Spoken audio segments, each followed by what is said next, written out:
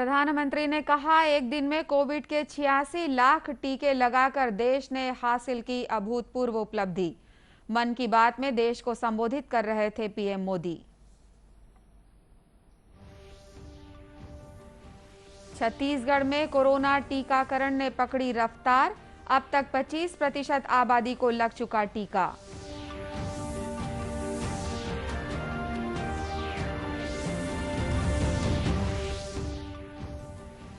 नक्सल विरोधी अभियान में दंतेवाड़ा पुलिस को मिली बड़ी सफलता। मुठभेड़ में 5 लाख रुपए के इनामी नक्सली को किया ढेर।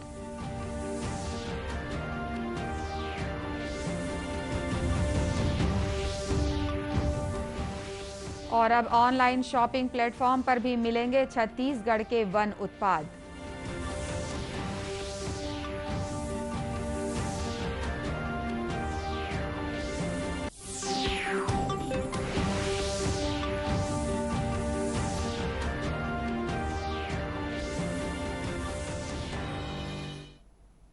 नमस्कार, आप देख रहे हैं दूरदर्शन समाचार। मैं हूं अनुराधा दुबे और अब समाचार विस्तार से। प्रधानमंत्री नरेंद्र मोदी ने आज आकाशवाणी से मन की बात कार्यक्रम के जरिए देश को संबोधित किया। प्रधानमंत्री ने कहा कि भारत ने उस दिन अभूतपूर्व उपलब्धि हासिल की जब एक ही दिन में 86 लाख से अधिक लोगों को कोविड के टीके लगाकर रिकॉर्ड बनाया गया। प्रधानमंत्री ने कहा कि ये हर जगह चर्चा का विषय बन गया क्योंकि एक दिन में सरकार ने इतनी अधिक संख्या में निःशुल्क टीके लगाए। साथियों, एक साल पहले सबके सामने सवाल था कि वैक्सीन कब आएगी। आज हम एक दिन में लाखों लोगों को मेड इन इंडिया वैक्सीन मुफ्त में लगा रहे हैं और यही तो नए भारत की ताकत है। साथियों, वैक्सीन की सेफ्टी देश के हर नागरिक को मिले, हमें लगातार प्रयास करते रहना है। कई जगहों पर वैक्सीन हेजिटेंसी को खत्म करने के लिए कई संगठन, सिविल सोसाइटी के लोग आगे आए हैं और सब मिलकर के बहुत अच्छा काम कर रहे हैं। प्रधानमंत्री नरेंद्र मोदी ने टीकाकरण अभियान के बारे में मध्य प्रदेश के बैतूल जिले के डुलारिया गांव के लोगों से बातचीत की। इस दौरान उन्होंने कहा कि महामारी के दौरान गांव वालों और वनवासियों ने जिस तरह अपनी क्षमता और सूझबूझ का परिचय दिया है, वो एक दिन दुनिया भर में केस स्टडी का विषय बन जाएगा। कभी न कभी ये विश्व के लिए केस स्टडी का विषय बनेगा कि भारत के गांव के लोगों ने, हमारे वनवासी आदिवासी भाई बहनों ने इस कोरोना काल में किस तरह अपने सामर्थ्य और सूझबूझ का परिचय दिया। गांव के लोगों ने क्वारंटाइन सेंटर बनाए, स्थानीय जरूरतों को देखते हुए कोविड प्रोटोकॉल बनाए। गांव के लोगों ने किसी को भूखा नहीं सोने दिया, खेती का काम भी रुकने नहीं दिया। नजदीक के शहरों में दूध, सब्जियां, ये सब हर रोज पहुंचता रहे, ये भी गांव ने सुनिश्चित किया। यानी खुद को संभाला, औरों को भी संभाला। ऐसे ही हमें वैक्सीनेशन अभियान में भी करते रहना है। मन की बात में प्रधानमंत्री ने जल संरक्षण पर भी चर्चा की। प्रधानमंत्री ने कहा कि जल संरक्षण भी एक तरह की देश सेवा ही है, इसलिए हर संभव तरीके से हमें पानी का संरक्षण करना चाहिए। उन्होंने जल संरक्षण के लिए मानसून के समय को महत्वपूर्ण बताया। मेरे प्यारे देशवासियों, हमारे देश में अब मानसून का सीजन भी आ गया है। बादल जब बरसते हैं तो केवल हमारे लिए नहीं बरसते, बल्कि बादल आने वाली पीढ़ियों के लिए भी बरसते हैं। बारिश का पानी जमीन में जाकर इकट्ठा भी होता है, जमीन के जल स्तर को भी सुधारता है और इसलिए मैं जल संरक्षण को देश सेवा का ही एक रूप मानता हूं। प्रधानमंत्री ने कहा कि 15 अगस्त भी निकट आ रहा है। स्वतंत्रता के 75 वर्ष का अमृत महोत्सव बहुत प्रेरणादायक है। उन्होंने कहा कि हमारे हर फैसले और हर निर्णय का आधार इंडिया फर्स्ट होना चाहिए। अगस्त भी आने वाला है। आजादी के 75 वर्ष का अमृत महोत्सव हमारे लिए बहुत बड़ी प्रेरणा है। हम देश के लिए जीना सीखें। आजादी की जंग देश के लिए मरने वालों की कथा है। आजादी के बाद के इस समय को हमें देश के लिए जीने वालों की कथा बनाना है। हमारा मंत्र होना चाहिए इंडिया फर्स्ट। हमारे हर फैसले, हर निर्णय का आधार होना चाहिए इंडिया फर्स्ट। साथियों, अमृत महोत्सव में देश ने कई सामूहिक लक्ष्य भी तय किए हैं। जैसे हमें अपने स्वाधीनता सेनानियों को याद करते हुए उनसे जुड़े इतिहास को पुनर्जीवित करना है। आज मन की बात में प्रधानमंत्री ने महान धावक मिल्खा सिंह, तीरंदाज प्रवीण जाधव, दीपिका कुमारी, पैदल चाल खिलाड़ी प्रियंका गोस्वामी और भाला फेंक के शिवपाल सिंह जैसे खिलाड़ियों का जिक्र किया। उन्होंने कहा कि टोक्यो ओलंपिक में जा रहे प्रत्येक खिलाड़ी ने वर्षों तक संघर्ष किया है। ये खिलाड़ी अपने लिए नहीं बल्कि देश के लिए खेलने जा रहे हैं। प्रधानमंत्री ने कहा कि हमें जाने अनजाने में भी इन खिलाड़ियों पर दबाव नहीं बनाना है, बल्कि खुले मन से इनका साथ देना और उत्साह बढ़ाना है। छत्तीसगढ़ में कोरोना से बचाव के लिए चलाए गए टीकाकरण अभियान ने अब रफ्तार पकड़ी है। शनिवार को प्रदेश भर के 4,592 टीकाकरण केंद्रों पर 3,50,492 लोगों को कोरोना से बचाव का टीका लगाया गया। यह छत्तीसगढ़ में कोरोना टीकाकरण का सबसे बड़ा रिकॉर्ड है। शनिवार को सबसे अधिक टीके रायगढ़ जिले में लगाए गए। यहां 1,22,587 लोगों को टीकाकरण किया गया। रायगढ़ कलेक्टर भीम सिंह ने बताया कि अभियान के तहत एक दिन में 75,000 लोगों को टीका लगाने का लक्ष्य तय हुआ था। लोगों की संख्या इतनी अधिक हुई कि दोपहर तक ही 75,000 टीके लगाए जा चुके थे। आज हमने 26 जून को महा टीकाकरण दिवस पूरे रायगढ़ जिले में मनाया गया, जिसमें लोगों ने एक त्योहार की तरह उत्साह के तौर पर सभी टीकाकरण केंद्रों में भारी संख्या में लोग आए और आज हमने जो टारगेट किया था 75,000 का, उससे कहीं आगे बढ़ते हुए तकरीबन 1.25 लाख लोग अभी तक टीका लगा चुके हैं। स्वास्थ्य विभाग के अधिकारियों ने बताया कि अन्य जिलों की तुलना में रायगढ़ ने एक दिन में अधिक टीकाकरण किया है।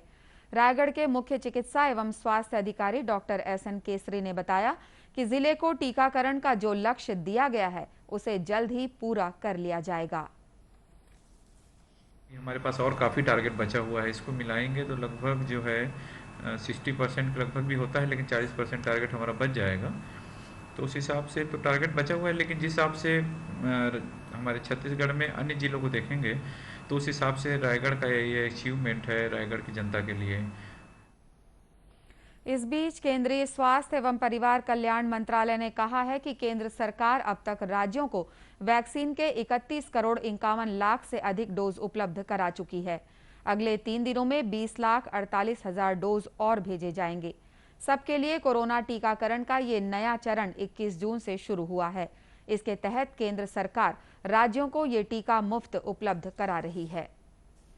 छत्तीसगढ़ में कोरोना की दूसरी लहर का प्रकोप बेहद कमजोर हो गया है।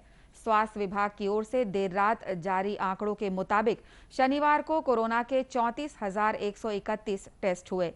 वहीं 361 लोग कोरोना से संक्रमित पाए गए। इसके मुताबिक प्रदेश में कोरोना संक्रमण की दर अब केवल 1% रह गई है। मार्च 2020 से अब तक 9,93,045 लोग कोरोना संक्रमण की चपेट में आ चुके हैं, जिनमें से 9,72,898 लोग ठीक हो गए हैं। बीते 24 घंटों में प्रदेश में कोरोना से 4 मरीजों की मौत हुई है। मरने वालों में सर्वाधिक 2 लोग जांजगीर चांपा जिले के थे। बलौदाबाजार और जशपुर जिले में भी एक मरीज की मौत दर्ज हुई है। प्रदेश में अब तक 13,427 लोग इस महामारी की वजह से अपनी जान गंवा चुके हैं। इधर केंद्रीय स्वास्थ्य मंत्रालय ने बताया है कि देश में कोरोना मरीजों की संख्या घटकर 5,86,403 रह गई है। बीते 24 घंटों में देश भर में 50,040 लोगों में कोरोना संक्रमण की पुष्टि हुई। वहीं 57,944 मरीजों ने कोरोना को मात दी है।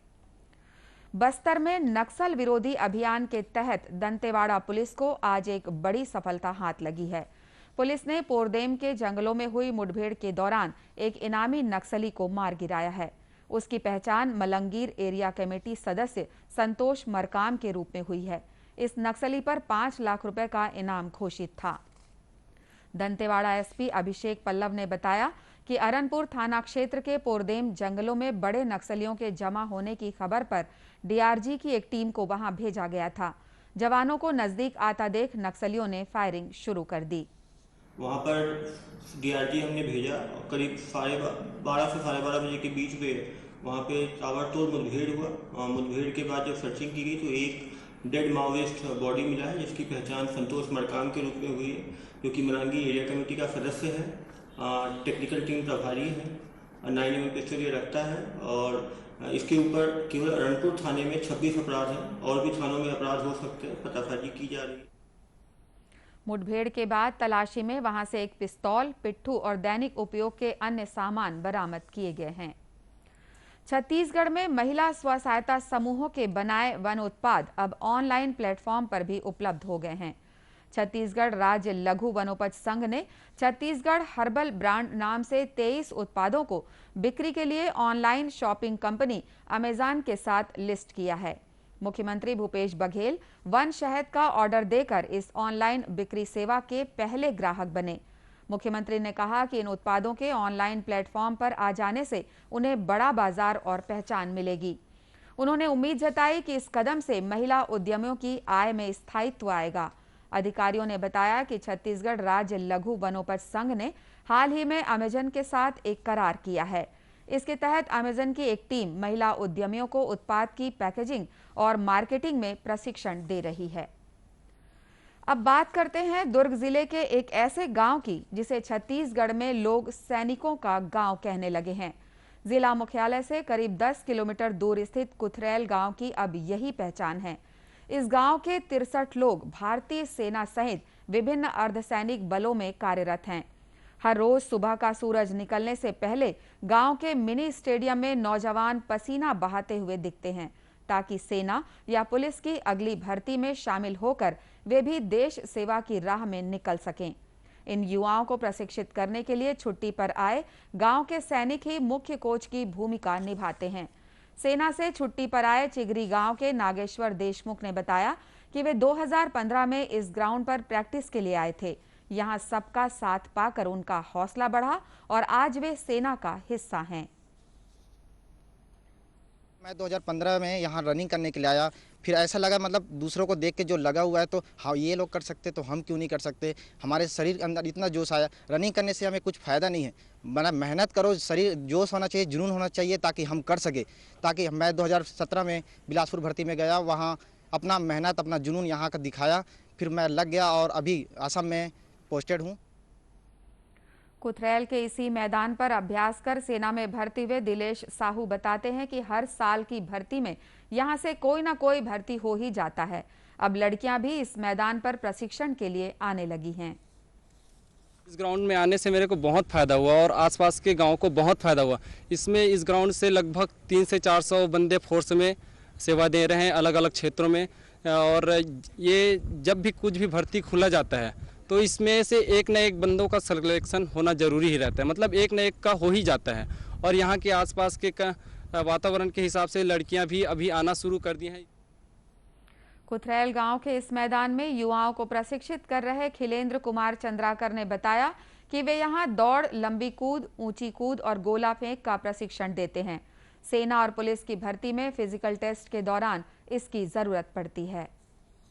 और मेरे ग्राउंड में कुथरैल, अंडा, चिंगरी, जनगिरी, अछुट्टी, भानपुरी, विनायकपुर, ढोकड़ी इतने गांव से बच्चे आते हैं और सभी को एथलेटिक्स सिखाता हूं मैं। 100 meter, 200 meter, 400 meter, long running 1500 meter, 3000, 5000 meters और लॉन्ग जंप, हाई जंप्स और गोला फेंक्स। इसमें पूरे फोर्स लाइन की तैयारी के लिए बच्चे लोग आते हैं। कुथरैल के उप सरपंच लोमेश चंद्राकर ने बताया कि पिछले 10-15 सालों से इस मैदान पर सेना में भर्ती के इच्छुक युवा प्रशिक्षण ले रहे हैं। इनमें आसपास के गांव के बच्चे भी शामिल हैं।